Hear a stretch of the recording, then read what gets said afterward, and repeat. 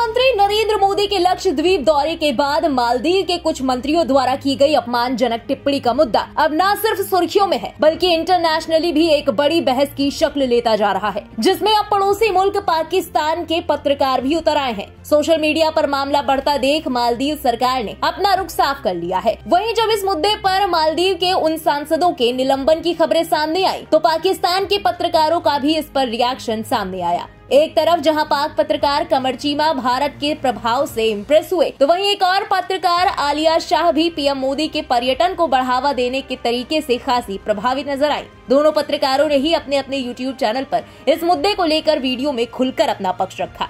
कमर चीमा ने कहा कि अगर भारत और मालदीव के बीच बहस चल रही है तो इस मुद्दे पर अपनी बात रखे। चर्चा मुद्दे पर होनी चाहिए, व्यक्तित्व के ऊपर नहीं। चाहे वो पीएम मोदी हो, मालदीव के राष्ट्रपति हो, पाकिस्तान के पीएम हो, उनका प्रतिनिधित्व उनके संबंधित देश के लोग कर रहे हैं, वो सम्मान के पात्र है। आप ये नहीं कह सकते कि आपको भारत से दिक्कत है और आप देश के नेताओं का अपमान करना शुरू कर देंगे। मैं व्यक्तिगत रूप से इसे बहुत अपमानजनक मानता हूँ। सब कुछ एक तरफ छोड़ दीजिए और जरा परिणाम देखिए भारत इस क्षेत्र में और मालदीव में कितना प्रभावशाली है।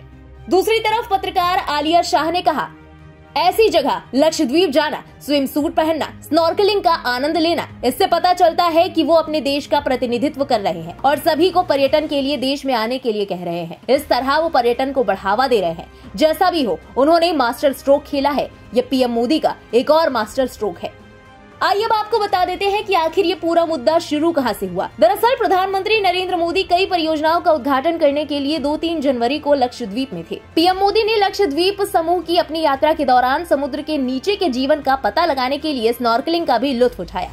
पीएम मोदी ने एक्स हैंडल पर समुद्र के नीचे का जीवन पता लगाने संबंधी तस्वीरें भी पोस्ट की थी। साथ ही अरब सागर में स्थित द्वीपों में प्रवास के अपने उत्साहजनक अनुभव को शेयर किया था। लेकिन इसके बाद मानो मालदीव के मंत्रियों को कोई मिर्ची लग गई हो। मालदीव के राष्ट्रपति मोहम्मद मुइज्जू की पार्टी के सदस्य जाहिद रमीज ने पीएम मोदी के लक्षद्वीप दौरे का मजाक उड़ाया और ट्वीट साझा करते हुए कहा कि बेशक ये कदम अच्छा है, लेकिन भारत कभी हमारी बराबरी नहीं कर सकता है। मालदीव पर्यटकों को जो सर्विस देता है वो भारत कैसे देगा? उनके कमरों में आने वाली गंध उनके और टूरिस्ट के लिए सबसे बड़ी दिक्कत होगी।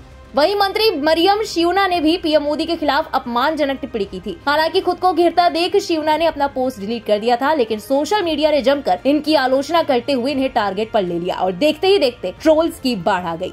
हालांकि मामला बढ़ता देख मालदीव सरकार ने अपना रुख साफ करते हुए कहा कि ये इन मंत्रियों के निजी विचार हैं, जो कि मालदीव सरकार के विचारों का प्रतिनिधित्व नहीं करते। साथ ही इस पर मालदीव सरकार ने सख्त कदम उठाते हुए 3 मंत्रियों मरियम शिवना, हसन जिहान और मालशा को सस्पेंड कर दिया है।